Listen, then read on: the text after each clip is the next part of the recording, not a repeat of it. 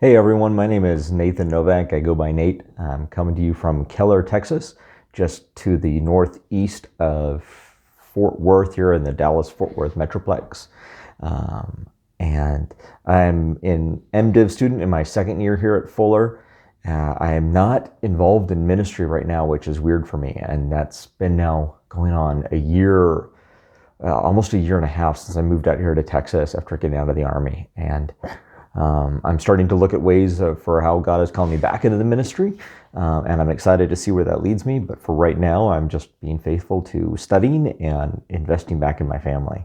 I spent a little over 17 years in the Army and did a lot of traveling, did a lot of work, and didn't see my family a whole lot. Missed about everything that you can miss, and so I'm very happy to be able to just spend time with them.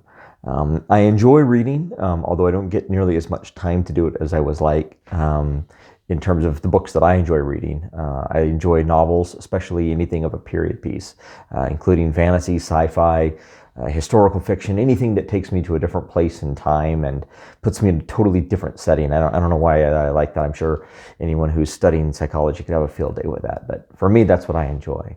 On the theology side, I love mystic theologians. I've been particularly enjoying reading Abraham Heschel, and his reading for me is so rich. It's like a really rich dessert. Like I have to take it in small doses because every sentence, every word is so carefully chosen that I just want to dwell on it. And his work has been very life-giving to me, and I've greatly enjoyed it. The pandemic here has been different, especially coming from where I was at the beginning of the pandemic in Washington State, and I have family back in Washington State and a lot of friends from my last duty station there in the Army in Washington, and everything was shut down, everything is closed down there versus here in Texas where it almost sometimes feels like people don't even think there is a pandemic, despite what the news says and despite what the hospitals may say. And it's two different philosophies, it's two different ways of dealing with it, and it's we've been very fortunate. We haven't had anyone in our family come down with COVID that's here in Texas. My sister in Washington came down with it despite being vaccinated, but praise God, it was a very mild case. Outside of that, though, we have lost some family members to the disease in India. My wife is from India, and it's been a struggle at times to watch people here sometimes act like there's nothing going on when we know people that we've lost to the disease. But at the same time, it's hard to watch people live in fear and the destruction that it's had to community. It's an interesting time for me taking this course just because I've seen firsthand the impact on community and the assault that's happened to community and the way we viewed community as non-essential. And I don't know how you balance it, because you don't want people to get sick and you don't want people to die from a horrible disease, but you also know how necessary community is and how necessary our relationships are. And so I'm excited to see in this course how we wrestle with that tension and how we go through that together. Speaking of community, when we moved, it was one of my moves in the Army, and we were just coming into a new town, and we tried to we're looking around at different churches trying to find a church home, and we had a young it was our oldest, who's now 12.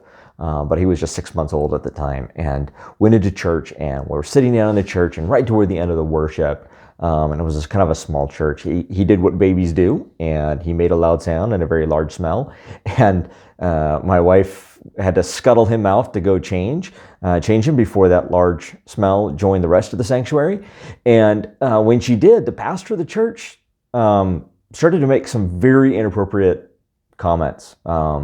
I don't want to say inappropriate because that leads you to believe something else, but just kind of rude comments about people getting up and walking out on his sermon, because this was in this transition period between the worship and the sermon.